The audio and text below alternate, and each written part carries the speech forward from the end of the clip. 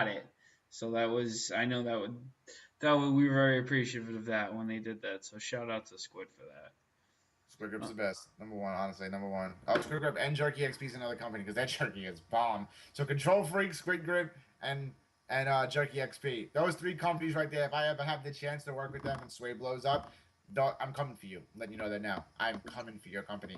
I want Sway and us partnered. Just saying. uh, so that was a long question. Let's go on to question number 8. Do you Oh, okay. Do you feel any one person or even org has been a mentor or role model to you, or how you choose to run Sway? Also from Roots. I'm going to be completely honest when I say this. No, none. Because how I run Sway and how I like it run and how I feel that we are not like anybody else. Um, I mean, yeah, I've maybe had a couple people here and there that's had like this small, tiny little influence. Like I come to the guys like, yo, we should just do this. Like this guy's did it like this. Maybe we should do something type like this. But at the same exact time, it just I rather I rather do it our way because when you have um, very unique settings and very unique aspects, at that point in time, I believe that you are better than most because you're unique. You're not the same as everybody else. I also feel like we're running our own way. And that's like my biggest thing. I've been in orgs before. I've been in orgs for a long time. I tried to make my own orgs and it never worked. And even Soul, I wasn't really a big part of Soul when we did it, but this is I finally feel like we're doing it the right way. We we don't we don't talk down to people. We're not like, hey, we're up here. I can't talk to you. No, I mean, you see anyone on this way Twitter, I would say 90% of the time it's either me or Morris. It's 10% Davin if he's answering questions, but we've been up until recently maintaining the Twitter on our own. We talk to everybody. I'll talk to pretty much every member. I mean, We people shoot have come nobody and down. gone. People have come and gone. And still, I don't talk bad about someone leaving unless they leave and they talk shit about us. That's when I start flipping out. And I don't subtweet. I go straight to the source. If I see someone talking about my org, I hit them up in the DMs and say, hey, I don't give a shit if you're talking about me in a DM, but don't put it out in public. And I do that. And there's been maybe 5 or so people I've had to do that with, and it just never became an issue. But there are people that talk bad about us and think that we don't care, and that's so not the truth. Me and Morris talk all the time, and if we see something like that, we try to nip it in the butt. We don't want drama. We don't want that bullshit. So I'm gonna move on to question number 9. So a question from Jiaozi, who's a LOL. He's the stream leader, but he's also a LOL enthusiast. And he says, "What do you guys predict about the Sway League of Legends team?"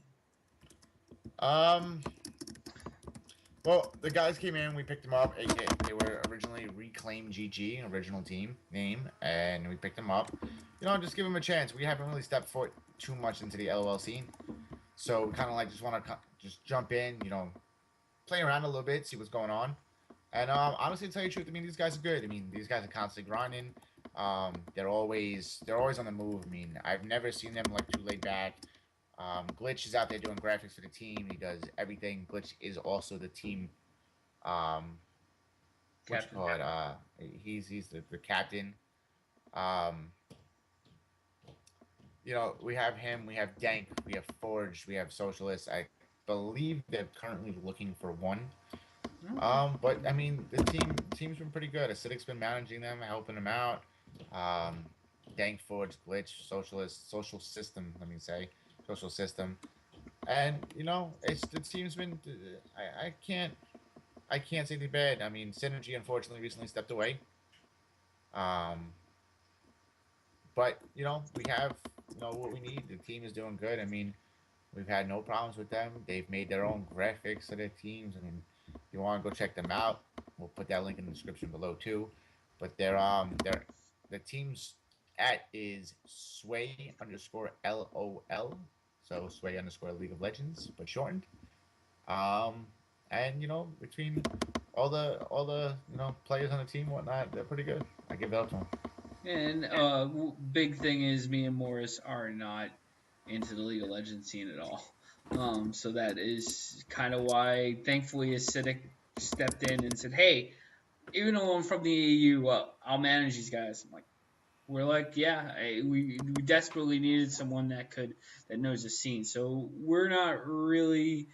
Uh, we came from Call of Duty, Halo, so we're used to that. League of Legends is kind of a foreign matter to us.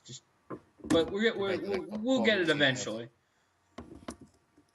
Okay, so we'll move on to question number 10. Also from Roots.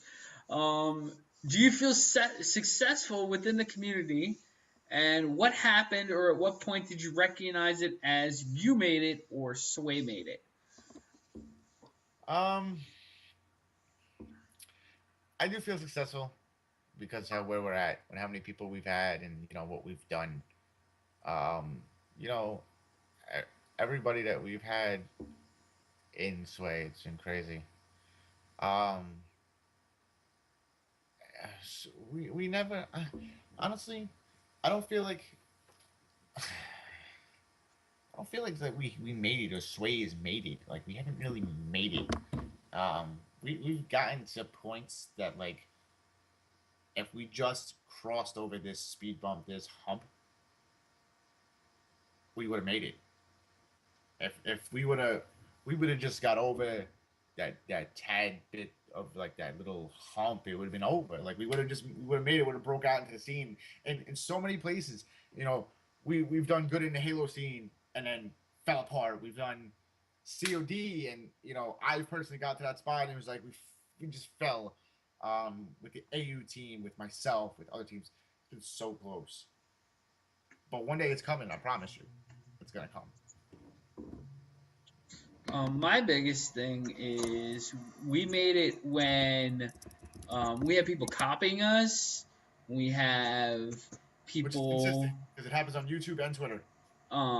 We have people constantly. You wouldn't imagine how many people DM us, like it's crazy how many DMs we get and how many people we have to turn down because it's the same thing. We made a decision that we're not going to take on we at one point had five NA COD teams at one point. And it was too much, and it wasn't worth it.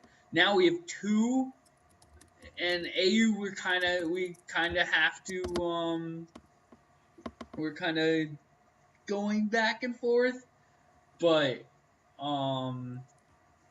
it's we get hit on the DMs. I mean, I don't know how many Halo teams. As soon as we announced and it got tagged that we were looking for a new Halo team. I think within the first hour, we had 5 people asking for a DM. So how many applications I had to run through? And we'll announce a Halo team hopefully soon.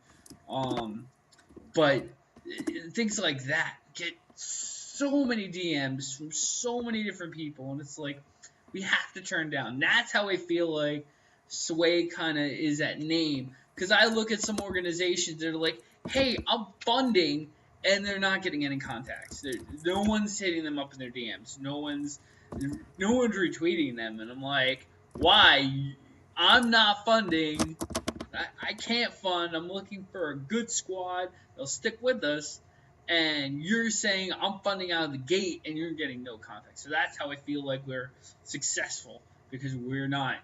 We can pretty much have our picking with AM teams at least.